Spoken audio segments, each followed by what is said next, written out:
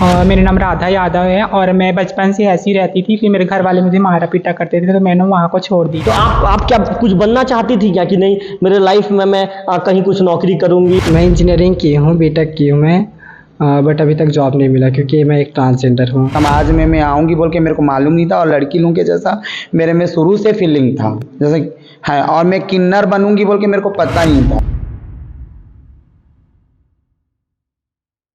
Vocal TV का ध्येय जनता की समस्याओं को सामने लाना है। यदि आप अपने क्षेत्र के, जिले के या ब्लॉक की खबर हम तक पहुंचाना चाहते हैं तो नीचे दिए गए नंबरों पर संपर्क करें। के लिए मैं रवि तिवारी। आज हम आपको बिल्कुल एक ऐसे समाचार से रूबरू करवाने जाएंगे, ऐसी न्यूज आज वोकल टीवी आपको दिखाएगा जिससे कुल मिलाकर आप भी समझ सकेंगे कि जो किन्नर समाज होता है या कुल मिलाकर के थर्ड जेंडर कैसा जिंदगी जीता है, उनके जिंदगी जीने का रहन सहन कैसा होता है और वे सोचते क्या है, तमाम मुद्दों को लेकर बातचीत करेंगे।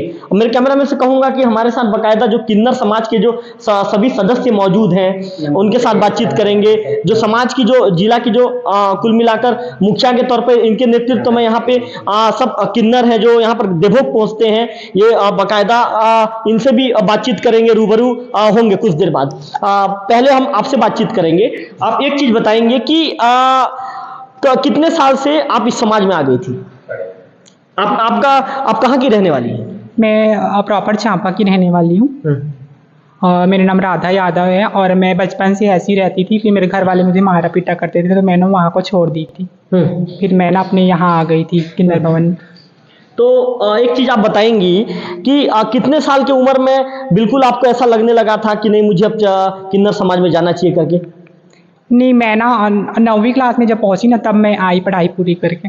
9वीं क्लास में? हाँ, ऐसी रहती थी तो भी। तो आप जब शुरुआत में जब 9वीं क्लास की पढ़ाई पूरी करके जब आप किन्नर समाज में आई तो उस दौरान चुनौती कैसे था आपके साथ? नहीं, बहुत बहुत बुरा था उस टाइम। मुझे सब लोग वो करते थे, ताना देते थे बहुत, इस टाइप के हो करके। आपके मतलब परिवार के मतलब अन्य लोग या आसपास के लोग? स्कूल में भी और घर में भी बोलते थे, गांव के लोग। आज आपका जीवन कितना संघर्ष है आपका आज का जीवन? नहीं, अभी मैं बहुत अच्छी हूँ, अपनी मर्जी से जीती हूँ। मैं अपने गुरु लोग के साथ में रहती हूँ। आज कैसे लगता है आपको, मतलब जिंदगी जीने में कैसे लगता है? हाँ, मैं खुल के जिंदगी जीती हूँ अपने और गुरु के साथ में ही रहती हूँ। आपके गुरु का कितना आपको सपोर्ट मिलता है? बहुत ज़्यादा, 100%। मतलब आप लोग का काम कैसे रहता है, थोड़ा सा हमारे दर्शकों को बताइए। जैसे कि नॉर्मल है, मैं अच्छे रहती हूँ उनके साथ, जैसे गुरु के साथ में रहती हूँ, उनका जो भी बोलती हूँ करती हूँ। और गुरु मैं जो बोलती हूँ मेरी गुरु करती है। तो कुल मिलाकर आप समझ सकती हैं कि इनका कहना है कि जो किन्नर की जो जिंदगी है काफी चुनौतीपूर्ण थी। हालांकि इनका ये भी कहना है कि अभी गुरु के साथ बाकायदा रहने के दौरान वो काफी खुश हैं। आप थोड़ा सा अपना परिचय दे दीजिए पहले। जी, मेरा नाम देवसेना चौहान है और मैं भिलाई छत्तीसगढ़ से हूँ। तो आप कितने साल में यहाँ किन्नर वाला जो किन्नर समाज में आप शामिल हो गई थी? मैं 14 साल की जब थी ना तब मेरे को घर से निकाल दिए थे। उसके बाद मैं किन्नर समुदाय में चली गई और वहीं से मैं अपना जर्नी स्टार्ट किया। अभी तक काफ़ी संघर्ष से भरा रहा मेरी ज़िंदगी। शुरुआत बहुत सारा आप शब्द बोल के मेरे को चिढ़ाते थे तो मैं अनकंफर्टेबल हो जाती थी उनके साथ। तो मुझे स्कूल वगैरह जाने का मन नहीं करता था, लेकिन फिर भी मैं अपना कॉलेज कंप्लीट की। तो आप क्या कुछ बनना चाहती थी क्या कि नहीं मेरे लाइफ में मैं कहीं कुछ नौकरी करूंगी या कुछ आप करना चाहती थी क्या? हाँ, जॉब तो करना चाहती थी मैं, लेकिन अभी तक मुझे जॉब नहीं मिला। मैं इंजीनियरिंग की हूँ, बीटेक की हूँ मैं, बट अभी तक जॉब नहीं मिला क्योंकि मैं एक ट्रांसजेंडर हूँ। आप कहाँ से आपने बीटेक की पढ़ाई की है, कहाँ से? मैं RSR रुंटा कॉलेज से पढ़ाई की हूँ। मैं 2020 की पास आउट हूँ और अभी भी मैं कॉलेज कर रही हूँ, एमटेक कर रही हूँ, पोस्ट ग्रेजुएशन, बट अभी तक जॉब नहीं मिला मुझे। क्योंकि अभी कुछ दिनों के बाद नई सरकार बनने वाली है, तो नई सरकार से आपकी क्या उम्मीदें हैं? मेरी यही उम्मीद है कि जो नॉर्मल व्यक्ति को जो चीज़ चाहिए रहता है वही सुविधाएं हमें भी मिले, जैसे कि एजुकेशन हो गया, आवास हो गया, स्किल डेवलपमेंट हो गया, ये सब चीज़ें जो एक नॉर्मल पर्सन को मिलते वही चीज़ें हमें मिले। हमें अलग से कोई आरक्षण वगैरह नहीं चाहिए। जो नॉर्मल व्यक्ति को मिल रहा है, मेल फीमेल को मिल रहा है, वही ट्रांसजेंडर को भी मिलना चाहिए।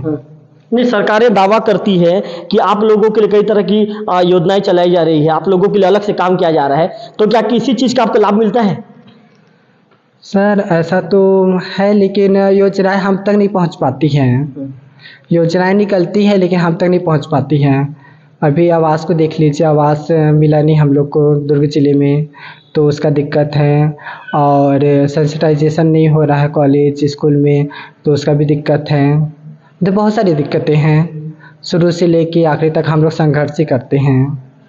तो कुल मिलाकर क्या नाम बताया आपने? देवसेना। देवसेना चौहान जी थी, बकायदा ये किन्नर समाज की है। इनका कहना है कि इन्होंने इंजीनियरिंग की पढ़ाई की है और जॉब भी करना चाहती है, लेकिन इनको अब तक जॉब नहीं मिल पाया है। इनका कहना है कि बकायदा सरकार को ध्यान देना चाहिए और जो एक सामान्य वर्ग के लोग जैसे जिंदगी जीते हैं, अन्य वर्ग के लोग जैसे जिंदगी जीते हैं, उन्हें भी सब सुविधा मुहैया करवाया जाना चाहिए। देवसेना जी का ऐसा कहना है।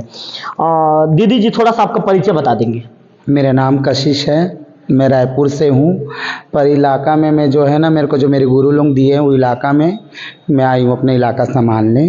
राजीव नयापाड़ा जो इलाका में मैं रहती हूँ, है ना, अपना कलेक्शन के लिए निकली हूँ। अभी जो दिवाली का जो माहौल रहता है ना, एक चीज आपको मैं पूछना चाहूंगा। आपका इंटरव्यू हम इसीलिए कर रहे हैं चूंकि आप लोग थर्ड जेंडर में आते हैं जी। और आप लोगों को क्या सुविधाएं मिलती है, क्या सुविधाएं आप तक पहुंचती हैं, तमाम बातों को जानने के लिए मैं आज आपका इंटरव्यू कर रहा हूँ। थोड़ा सा आपकी जो पारिवारिक पृष्ठभूमि है, आप कहाँ से हो, आप लोग कितने भाई बहन हो और आखिर इस समाज में आप कैसे आई, इसके विषय में थोड़ा सा विस्तार से मत दर्शकों को बताइए। जी, मैं जो समाज में ऐसे था, मेरे को मतलब नहीं था जो मैं समाज में जुड़ जाऊंगी बोल के, मेरे को अपने आप को फीलिंग नहीं था जैसे मैं समाज में आ जाऊंगी बोल के। मेरे को अचानक ऐसा था जो मैं समाज में आ चुकी हूँ, है ना। अब बचपना में मेरे को कम से कम समाज में रहे, कम से कम मेरे को करीबन 18-19 साल 20 साल के करीबन हो चुका है मेरे को समाज में आए, है ना। अब बचपना में मैं रहती प्रॉपर रायपुर की हूँ और मेरे भाई बहन है, मेरे से एक बड़ी बहन है और 2 भाई हैं और मैं पूरा घर को मतलब बचपना से मेरे पापा नहीं है।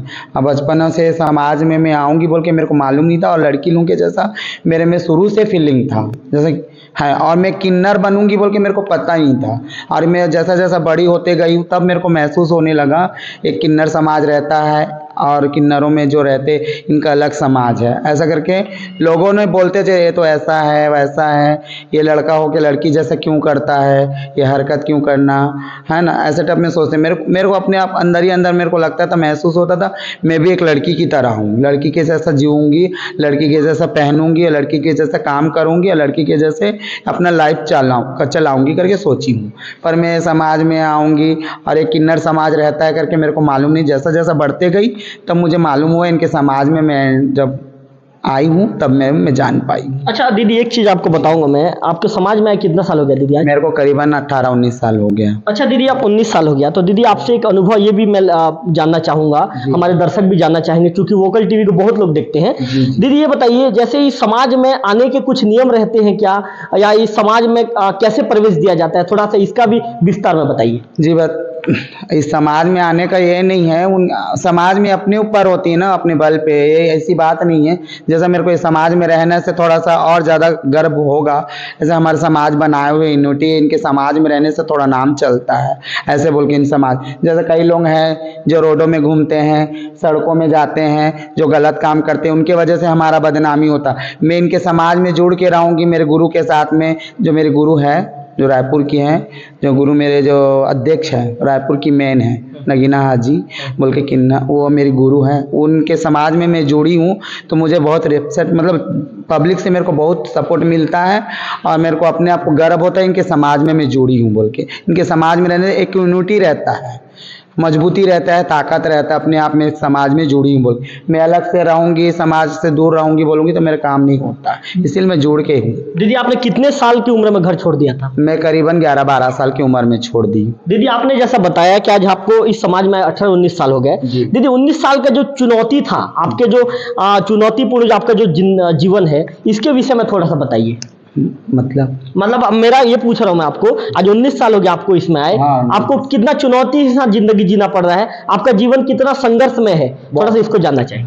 बहुत कठिन से जी हूँ, एक दुख भी जी, मतलब फैमिली से ना, मेरे पापा मम्मी, मेरी माँ तो, मेरे पापा तो बचपन से गुजर गए। मेरे पापा रहते थे, शायद मेरे को ऐसे मिलता था कि नहीं मिलता था सपोर्ट मेरे को पता, लेकिन मेरी माँ बहुत सपोर्ट करी मेरे को घर से, फैमिली वाले से मेरे को बहुत दिक्कत था। फैमिली वाले लोग भी बहुत कमेंट करते थे, बोलते थे हमारे समाज में, मतलब हमारे परिवार में कोई नहीं निकला, ये निकल चुका है, ऐसा टाइप में उनको बहुत प्रॉब्लम था। मैं बचपना था, दिमाग नहीं था, वो उम्र में मैं निकली हूँ 11-12 साल की उम्र में।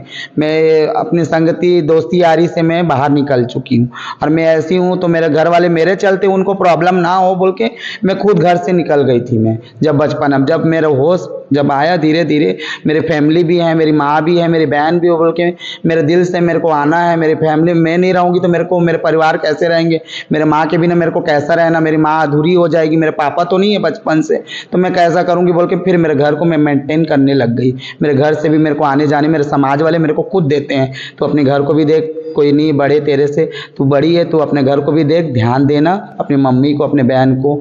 मैं बहुत संघर्ष करी हूँ, क्योंकि हर बचपना से मैं दुख झेली हूँ। बचपना से मेरे पापा गुजर चुके हैं, मेरे घर में कोई मेंटेन करने वाले नहीं थे, मैं घर को संभाली, फैमिली को संभाली, और मेरे जो सिस्टर है उनका, उसका हस्बैंड छोड़ के चले गए, उसको मैं संभाली, उसके बच्चे को संभाली, और भाई लोगों का दिमाग नहीं है, जो ऐसा माहौल बनाए हैं मोहल्ला में, पूरा माहौल वाले लोग पूरा बिगाड़ दिए, उनको मैं संभाली। सबको मैं लेके चलती हूँ, समाज को भी देखती हूँ, अपने परिवार को भी देखती हूँ, अपने चेले लोगों को भी देखती हूँ, अपने गुरु को भी देखती हूँ, मैं सबको लेके अच्छा दीदी, आप जब आज घर पहुंचती हैं या मोहल्ले के वालों के बीच में जाती हैं तो आपको दीदी कितना ज्यादा सम्मान मिलता है वहाँ? मिलता है बहुत कुछ। अभी समझने लग गए लोग, ऐसे हैं जो मेरे को अभी समझते हैं, दीदी बोल के मेरे को रिस्पेक्ट करते हैं, दीदी बोलते हैं, कोई मेरे को आंटी बोलते हैं, कोई दीदी बोल के मेरे को इज्जत करते हैं। ऐसे कोई गलत कमेंट अभी करते नहीं है, मेरे बहुत मतलब इज्जत मान करते हैं। अभी जो इज्जत मिल रहा है ना, वो जो शुरुआत में नहीं मिला मुझे, जो शुरुआत में मिलने वाला इज्जत को अभी दे रहे हैं, और बहुत रिस्पेक्ट करते हैं, बहुत इज्जत मान सम्मान करते हैं, राम राम बोलते हैं, प्यार से बात करेंगे, अच्छा हाथ जोड़ के बोलेंगे। मैं भी उनको सम्मान के, मैं बोली हाँ दीदी कैसे हो, और भाभी कैसे हो, मैं बोल बात करती हूँ, 2 मिनट बात करके आना बैठना बोलते हैं, फिर बैठना रहेगा तो बैठती, नहीं तो अपने घर को चले जाती। दीदी एक अंतिम सवाल, दीदी अभी नई सरकार बनने वाली है, सरकार किसकी बनेगी अभी तक तो कोई फिक्स नहीं है। आज मतदान का दीदी आज पहला चरण है, 17 नवंबर को दूसरा चरण है। दीदी नई सरकार यदि बनती है तो नई सरकार से आप लोगों को क्या उम्मीदें हैं? सरकार तो हमको ऐसा चाहिए जो सबको लेके चले, जैसे समाज में जैसे आम आदमी को जो देते हैं सामान, वैसे हमको भी दे।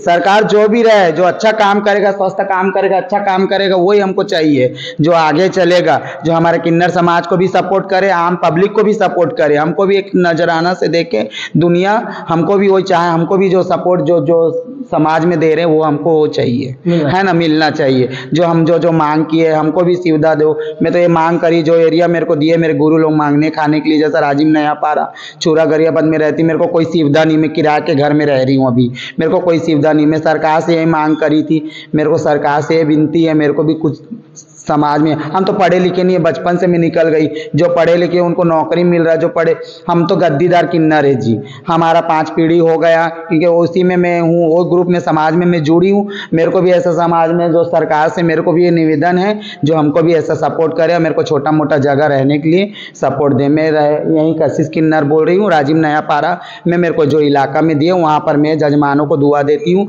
अपना बधाई टोली का काम करती हूँ। कुल मिलाकर जो कशिश दीदी थी, इनका कहना है कि ऐसा सरकार बने जो बिल्कुल इनके विकास के लिए ध्यान दे। इन्होंने जो इनके साथ जो आप बीती थी तमाम चीज़ों को हमारे साथ इन्होंने शेयर किया। दीदी हम आपका धन्यवाद ज्ञापित करते हैं, और बिल्कुल हम ये चाहते हैं कि आप जो समाज में अभी जो ज़िंदगी जी रहे हैं, आपकी ज़िंदगी बिल्कुल खुशहाल तरीके से आप ज़िंदगी जिए।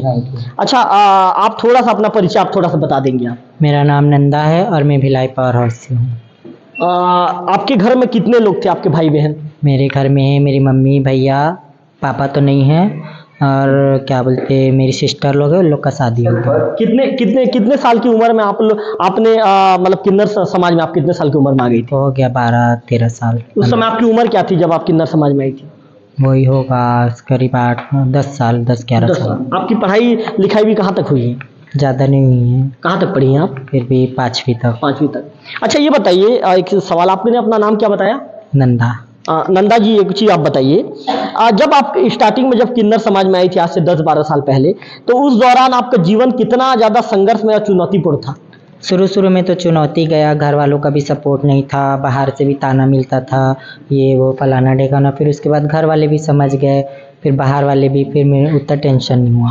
जब किन्नर समाज ज्वाइन किया, किन्नर समाज में जब आई, तो उस समय आपको कैसे लगता था? थोड़ा उस समय आपके अंदर मन का जो फीलिंग्स था, इसको थोड़ा हमारे दर्शकों को बताइए। थोड़ा थोड़ा तो मतलब शुरू शुरू में ऐसे भी लगता था कि मैं कहाँ आ गई हूँ, कैसे होगा, क्या होगा। फिर उसके बाद धीरे धीरे समाज वाले भी समझने लगे, फिर उसके बाद समाज में घुल मिल गए सब। तो आप लोग मतलब अभी आप लोगों का जीवन कैसा है? अभी हमारा जीवन बहुत खुशहाली से चल रहा है, अच्छे से। बस अब आप लोग और क्या चाहते हो? नई सरकार से क्या उम्मीदें हैं? बस यही कि हम अपने गुरु के साथ रहते हैं, जैसे सब जगह रायपुर में भी घर मिला है, जैसे हमारा वहाँ जोरा में मिला है, वैसे जगह रहने को किन्नर समाज में किन्नर समाज भवन बना है एक ठो, वैसे और क्या बोलते बालाघाट में भी मांग की है, और भी बहुत से जगह में, बिलासपुर में जैसे है, वैसे हम लोग ये चाहते हैं कि हमको भी राजीव में चाहे क्या बोलते नया पार में कोई ऐसा हमको सरकार जगह दे जहाँ हम अपना घर एक ठो बनाए, डेरा बनाए, वहाँ हम लोग रहे। क्योंकि हमारे बहुत से किन्नर लोग रहते हैं, हमारे साथी लोग, हमारा सम्मेलन होता है, फिर मंगने के लिए बाहर से लोग भी आते हैं उस हिसाब से। तो कुल मिलाकर ये जो किन्नर समाज के सभी लोगों से हमने बातचीत की, उनका कुल मिलाकर ये कहना था कि सरकार की तरफ से जो उनको जो जरूरी सुविधाएं हैं, जरूरी सुविधाएं मिलना चाहिए। कुल मिलाकर जो किन्नरों ने इस पे फोकस डाला है कि इनको जो आवास की जो प्रमुख सबसे बड़ी समस्या, इनकी आवास की समस्या, जैसे कि जो कशिश दीदी थी यहाँ पर जो किन्नर समाज की, उन्होंने ये भी बताया कि अभी यहाँ पर बाकायदा सभी व्यापारी वर्गों से मिलने के लिए आती हैं, जो उनके जो शिष्य हैं उनके साथ, और उस दौरान उनको यहाँ पर इस क्षेत्र में किराए का घर लेकर रहना पड़ता है, जिसके चलते उन्हें बहुत ज्यादा परेशानी का सामना करना पड़ता है। ऐसे में शासन को उनकी इस प्रमुख समस्या पर ध्यान देना चाहिए और जल्द ही इनको आवास की सुविधा दिलवाना चाहिए। हमने अब जो सभी जो किन्नर थे, सभी से उनके पारिवारिक जीवन को लेकर भी बातचीत की, उनका जीवन कितना संघर्ष में था उसको लेकर भी, तमाम मुद्दों को लेकर बातचीत की। सभी ने कहा कि शुरुआती दिनों में तो थोड़ा सा लोग बाकायदा कुल मिलाकर थोड़ा सा लोग अलग दृष्टि से देखते थे, कुल मिलाकर लोग कमेंट्स भी क्या करते थे, लेकिन इस समाज में आने के बाद उनको जो सम्मान मिला है, इस सम्मान के लिए बिल्कुल कुल मिलाकर जो समाज का जो समाज को जो चला रहे हैं, जो समाज के मुखिया हैं, उनके प्रति ये आभार व्यक्त करते हैं। कैमरा पर्सन गंधर्व बेसरा के साथ रविकांत तिवारी, वोकल टीवी, देवभोग।